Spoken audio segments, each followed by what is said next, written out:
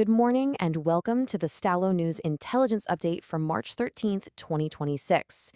If you've been following space exploration, you know the last 2 weeks have been, well, an absolute whirlwind. Today, we're going to break down exactly what just happened in what's shaping up to be a new race to the moon.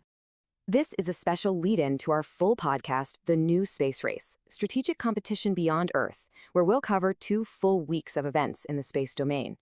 Right now, we're going to dive into the pivotal events that have completely reshaped the mission to get humans back on the lunar surface and what it all means for our future in space. In this update is brought to you by ProWave AI, the developers of Stylo News and Stylo Intel, which are our AI-powered intelligence programs. To put it simply, in just the last 2 weeks, America's mission to return to the moon has been completely rewritten. It's been turned on its head. So let's get into the critical delay that caused all of this, what it means for the new space race, and exactly what you should be watching for in the weeks to come. So, what exactly went down? Well, the single biggest story is this. NASA has fundamentally overhauled its plan for the Artemis program, and believe me, this is a very big deal. Let's start with the headline. On February 27th, NASA announced a major revision to its Artemis moon missions. The bottom line? The next human landing on the moon has been delayed. The entire sequence of missions is being restructured, all in an effort to reduce risk and, interestingly, to hopefully increase the pace of launches down the line. Okay, so let's compare the old plan versus the new one. The original idea, the one we've all been hearing about, was for Artemis 3 to be that historic lunar landing mission. Well, that's completely changed. Now Artemis 3 is slated to be a crewed test in Earth orbit. Think of it as a full dress rehearsal. The actual landing, the boots on the moon moment, has now been pushed to the Artemis 4 mission. This new roadmap lays out the sequence pretty clearly. First up, we still have Artemis 2, the crewed flyby of the moon, which is on the books for 2026.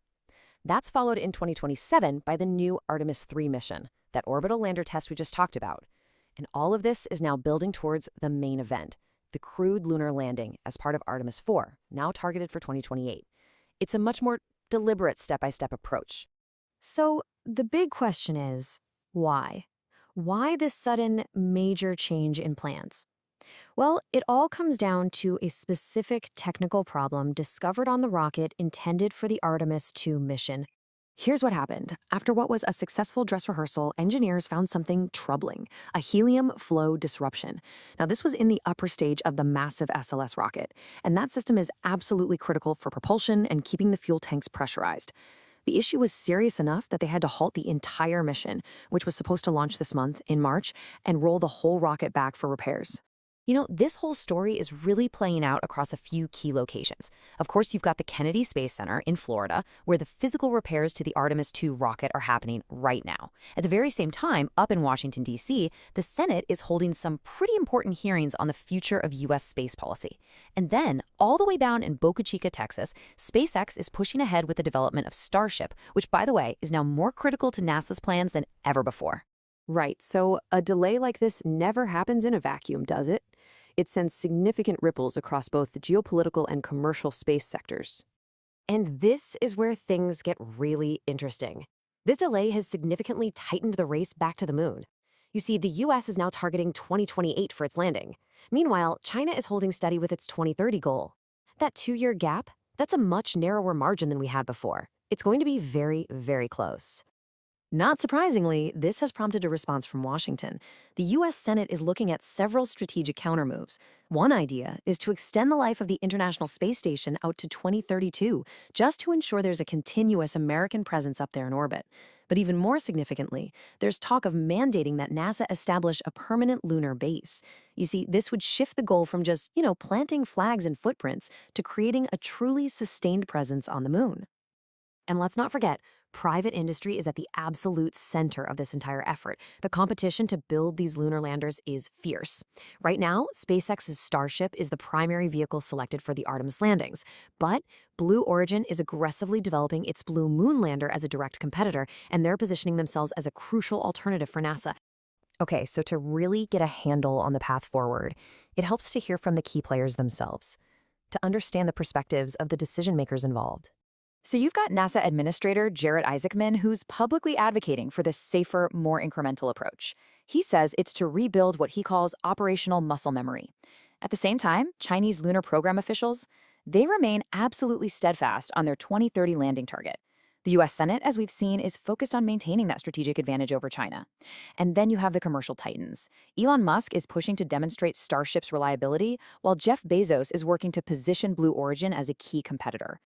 So, with all that said, what's next? The next few weeks are going to be absolutely critical for the future of this new space race, and there are a few key things you'll want to keep a very close eye on.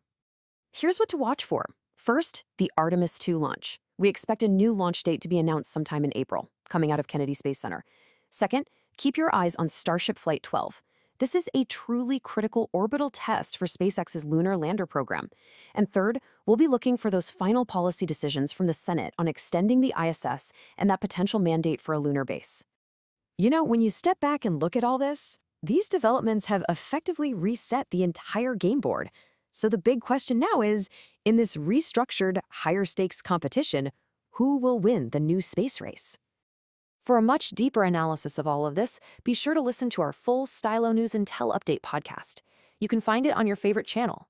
The strategies are shifting, the timelines are tightening, and you can bet the entire world will be watching to see who makes the next big move. Thank you for listening to this update. For AI-powered news on demand, you can always visit us at www.stylonews.com. We'll be keeping a close eye on how this all unfolds.